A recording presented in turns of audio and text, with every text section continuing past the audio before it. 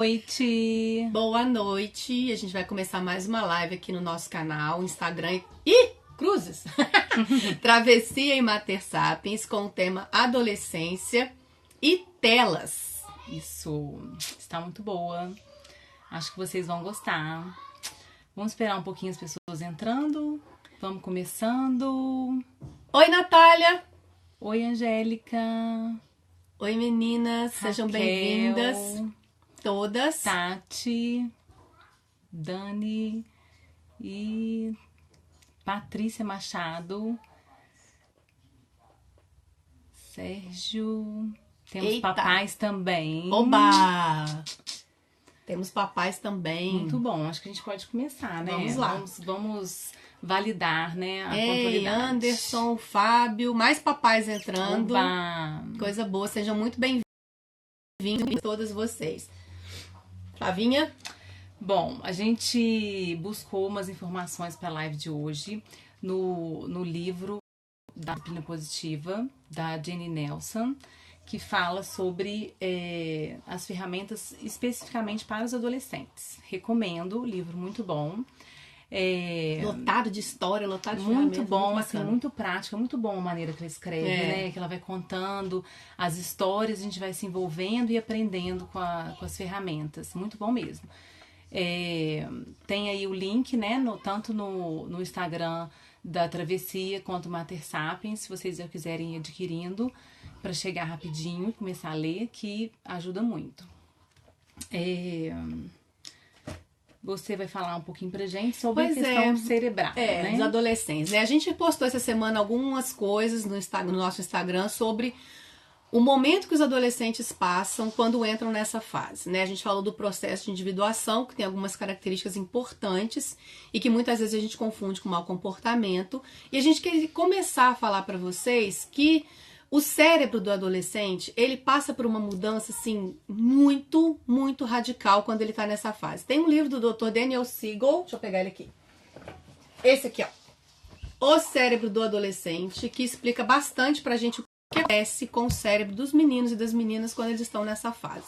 A gente consegue ver de fora o que acontece no corpo físico deles, né? Tem aquele estirão, né? Aquele crescimento repentino. Tem toda... Quando a gente fala de adolescência, a gente sempre pensa nos hormônios, né, sexuais que vão aflorando. Só que não é só isso. O cérebro do adolescente passa por uma explosão sináptica muito intensa. O desenvolvimento humano, na primeira infância. E essa explosão sináptica é responsável pelo estado de confusão que o adolescente vive. Então, quando você tem um adolescente em casa e ele vive esquecendo tudo... e ele vive distraído, isso não é de propósito. Isso muitas vezes é do desenvolvimento do cérebro. Porque ao mesmo tempo que o cérebro tem essa explosão sináptica, ele não dá conta disso tudo e ele mesmo faz uma poda sináptica.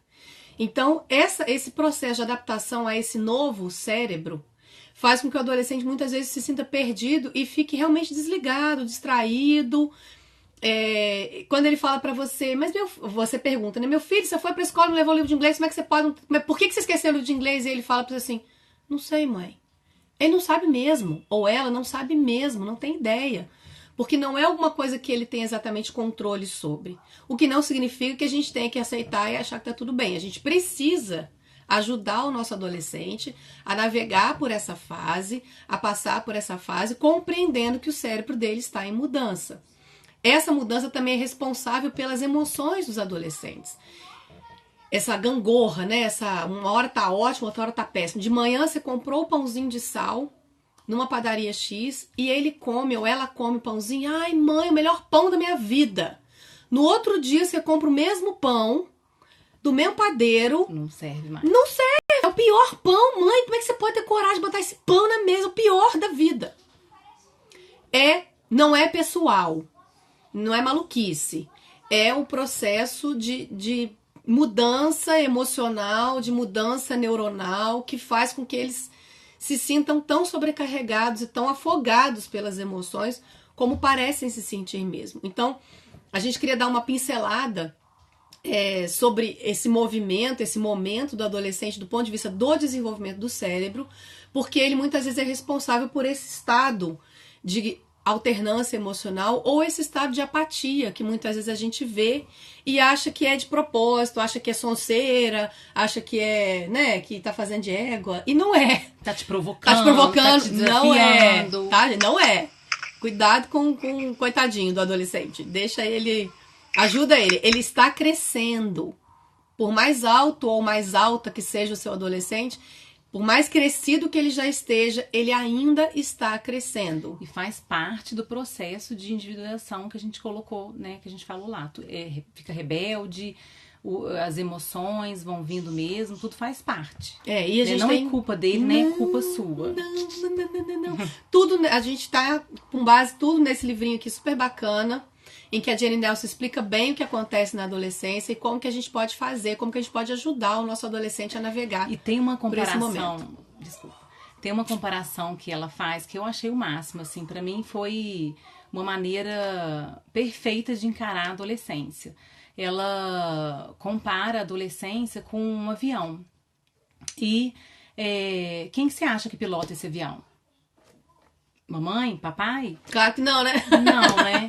Então, o piloto da adolescência é o próprio adolescente. Ele quer ser o piloto dele, do avião dele. O avião é dele, ele quer pilotar. E como que a gente pode fazer isso, né? Deixar o adolescente ali como piloto.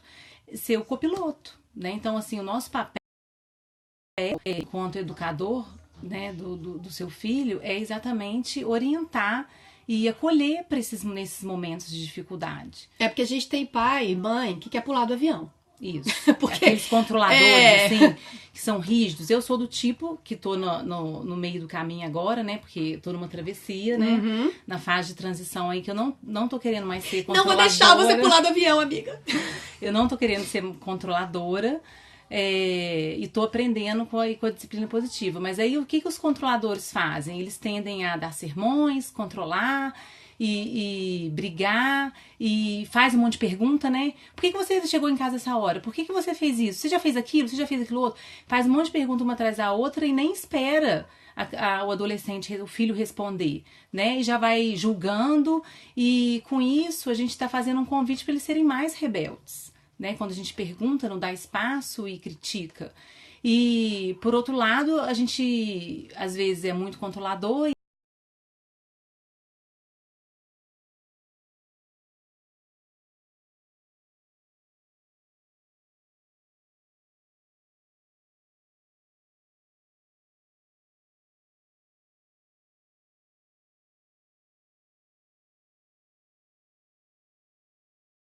Metáfora com carro também.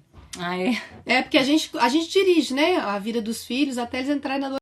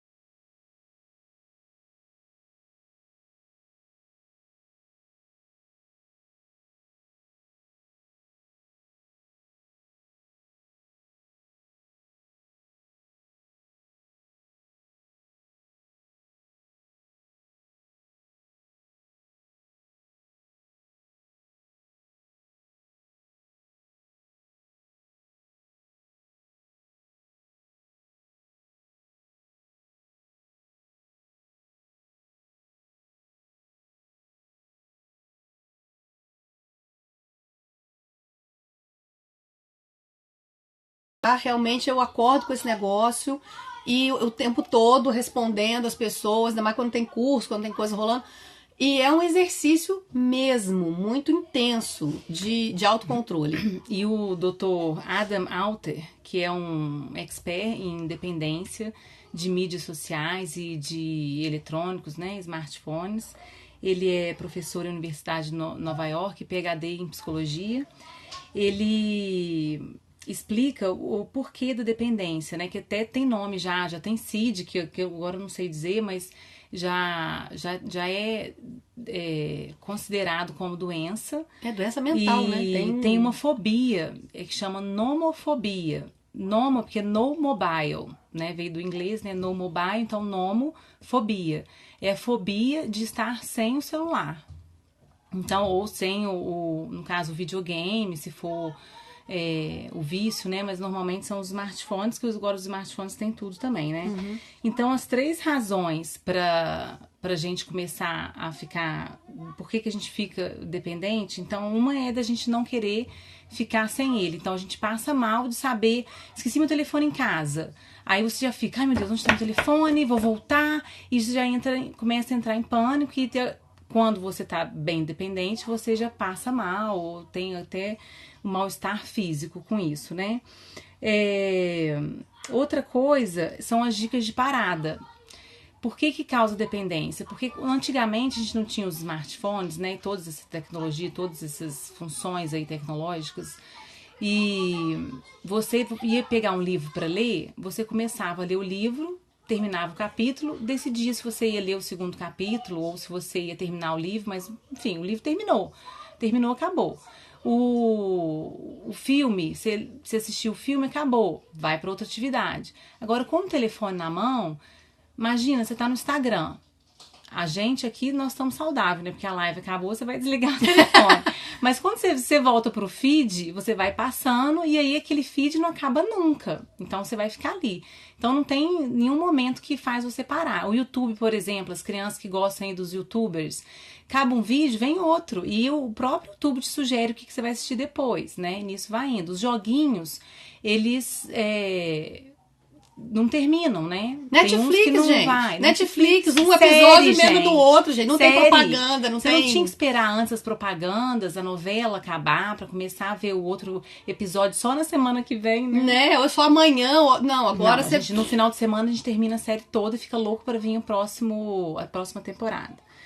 E a outra coisa é a liberação de dopamina, né? Que é naquele prazer que a gente tem de receber uma curtida, de ficar ali vendo, né, quantos likes a gente tem, ou os joguinhos que as crianças querem jogar mais, porque aí daqui a pouquinho começa a ganhar ponto e aí começa a trocar o personagem para um personagem melhor e por aí vai. E os jogos, né? especificamente, eles têm um componente muito complicado, né, que é viciante mesmo, que os especialistas até comparam o vício nos jogos ao vício de uma droga, como heroína ou cocaína, porque o centro de prazer e de gratificação imediata do cérebro, ele é constantemente alimentado por essas vitórias, entre aspas, no joguinho, né? Então, eu quero mais uma vida, eu quero mudar o personagem, eu quero comprar outro carro para alguém, e esse prazer e essa gratificação imediata que vem dessas conquistas, elas vão viciando o cérebro. E no mundo real,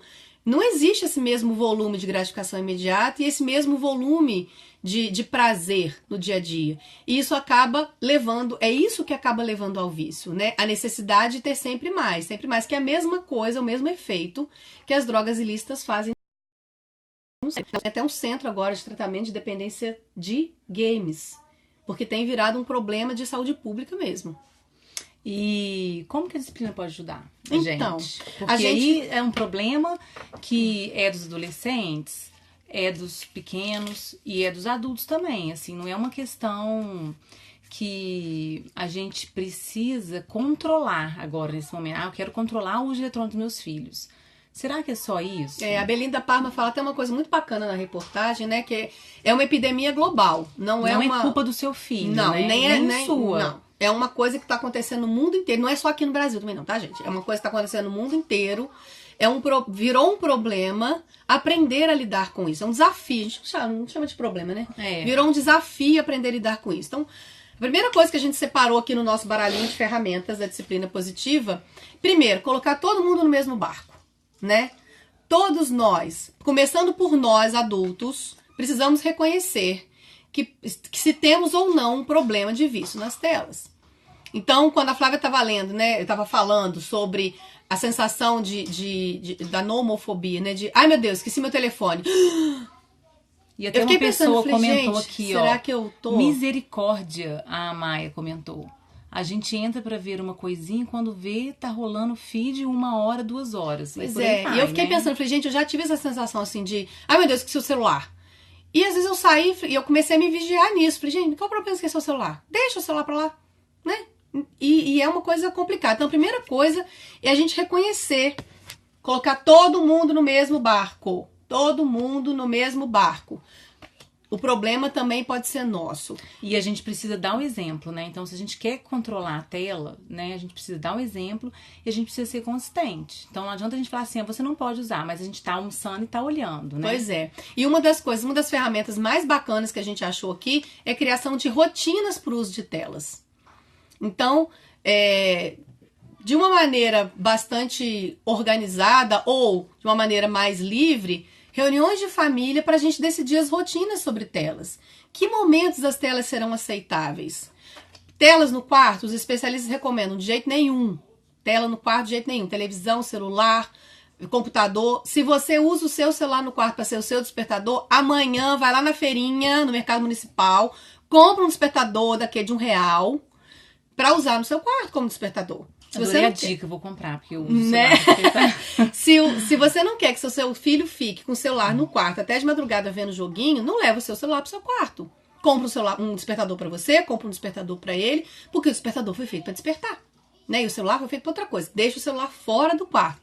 Então, coloca no mesmo barco. Façam reuniões de família, formais ou informais, discutam rotinas para o uso do celular que sejam adequadas aos valores da família. Aqui em casa, por exemplo, hora de refeição, não tem tela nenhuma, nem televisão, nem celular. Eu, meu marido, meus filhos, é longe. A gente não atende telefone, não responde WhatsApp. Em hipótese nenhuma, a gente vai sentar para almoçar, a gente vai sentar para almoçar em família. Como é que a gente pode envolver as crianças nessa criação de rotinas? Fazendo perguntas curiosas, perguntas verdadeiramente curiosas. A gente realmente tem interesse em saber o que as crianças pensam sobre as telas. O que elas pensam sobre o uso do celular, do videogame, do computador ou da televisão. E em perguntando para elas, eu aprendi muito com meu filho mais velho. A gente aqui em casa tinha uma política de 0 tela. A gente era bem radical até. E aí o meu filho falando, querendo brincar, querendo jogar no celular. Não, o celular não é coisa de criança. Não. E um dia eu sentei para ele e falei assim, e tava essa disputa de poder, né? Ele tava lá puxando a corda de um lado e eu puxando do outro, ele puxando e eu puxando. E uma hora isso estava virando uma briga entre a gente.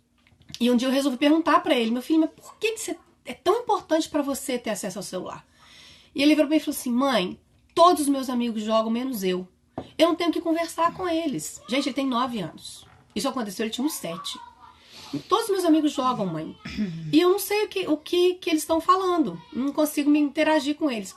E aí eu saquei que isso estava atrapalhando, às vezes, até o relacionamento dele com os colegas. Né? Ele tinha mudado de turno na escola, então isso estava atrapalhando ele a interagir com os colegas. Então a gente sentou e eu perguntei para ele, então o que você acha razoável para você jogar os joguinhos que você quer jogar, que os seus amigos jogam e que a gente vai ver se são adequados para a sua idade e a gente ao mesmo tempo preservar esses valores que são importantes pra gente. E foi uma conversa super deliciosa, ele veio com várias soluções bacanas e isso eu aprendi com ele, isso despertou o meu olhar de que negar o acesso também não vai resolver, que era a minha política até então. Negar o acesso total para ele, já com 7 anos, não era a solução, né?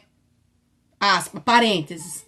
Associação de Pediatria Americana, Associação Brasileira de Pediatria recomendam 0 tela até 2 anos de idade. Isso é fato. Depois é começar 2 ou 3 anos de idade. A gente pode botar isso até no feed depois. Essa recomendação certinha. Tem um PDF, né? Tem um PDF. Depois de determinada idade, a gente começa a colocar esse acesso com controle, né? Então, com 7, com 8 anos, já tem condição de ter algum acesso. E eu tava assim, mega radical.